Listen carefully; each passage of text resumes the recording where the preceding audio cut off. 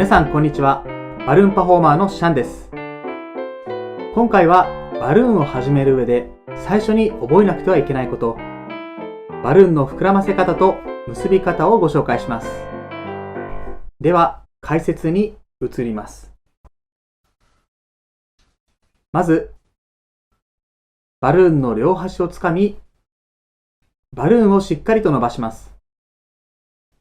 次に右手にポンプ、左手にバルーンの口元を持ち、ポンプに深く差し込みます。左手は差し込んだ後も指を離さず押さえておきます。なぜならバルーンを差し込むだけだと、このようにバルーンが飛んでいってしまうからです。しっかりと押さえたらバルーンに空気を入れます。ポンプを端まで引っ張り、奥まで押し込みます。バルーンの作品はレシピごとに空気を入れる量が違いますので、尻尾の残りの長さを見ながら入れてください。必要な量が入ったら口元をしっかりと押さえながらポンプを抜きます。次は結び方をご紹介します。結び方は人によって様々ですが、バルーンをちゃんと結べるならどの方法でも問題はありません。ここでは初心者でも簡単に結べる方法をお伝えします。まず、バルーンを持ち替えて、膨らませたバルーンの口元を右手でつまみます。左手で4センチほど下をバルーンの空気をせき止めるようにしっかりと押さえます。左手で押さえながら、右手だけを離すと、間の空気が抜けて口元が2センチほど長くなります。この工程を行わないと、口元が短すぎて結ぶのが難しくなってしまいます。また、口元を緩めて空気をちょっとずつ抜くと説明してある場合もありますが、空気は尻尾の方から徐々に抜けてしまい、柔らかい風船になってしまうので、2本の指の間の空気を抜くのがおすすめです。右手で長くなった口元を引っ張り、左手の人差し指と中指の間にぐるっと巻きつけます。そうすると2本の指の間に隙間ができるので、そこから口元を手前に通します。通りましたら2本の指を1本ずつ順番に抜きます。指を抜いた後は結び目ができたように見えますが、まだ緩く、このままでは空気が少しずつ抜けてしまうので、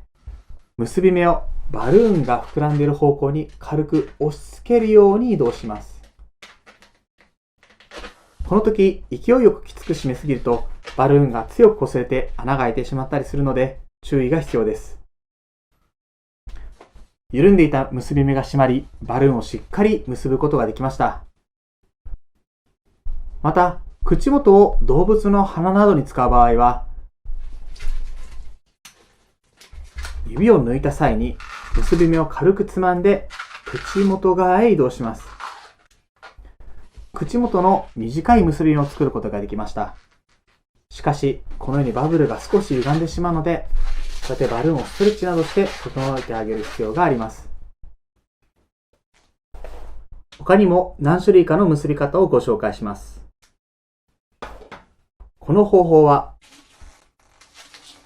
ポンプで膨らませた後、指を持ち替えずに口元を右手でぐるっと回したまま、この下側から指の隙間を入れて抜きます。次にこちらの方法。こちらは先ほどと同じようにポンプを抜いた後にぐるっと本体の上側から結ぶ時の方法です。ポンプを持ち替えずそのままできるということが利点です。次に私の結び方ですが、私は口元側をなるべく短くすることでバルーン全体を長く使いたいと思って、こういう結び方をしています。あまり効率のいい結び方ではありませんが、口元を常に短く、そしてバブルをきれいに作ることができるので、フィギュアを作るときには大変重宝している結び方です。皆様、バルーンの膨らませ方、結び方、いかがだったでしょうか？これは最後の結び方をとってもわかるように、特に決まった方法があるわけではありません。皆さんの用途に合わせて、また得意なやり方に合わせて、常に改良していっていただければと思います。